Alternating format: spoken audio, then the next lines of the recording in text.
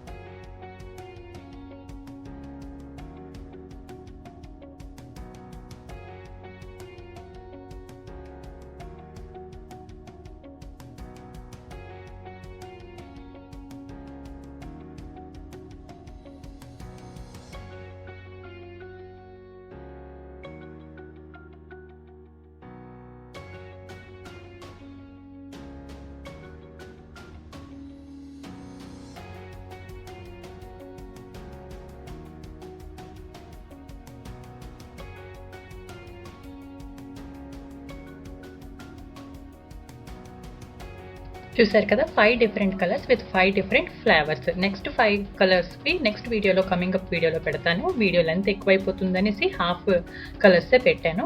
తప్పకుండా నెక్స్ట్ వీడియోని కూడా చూడండి. ఈ వీడియో కూడా మీకు నచ్చిందని అనుకుంటున్నాను.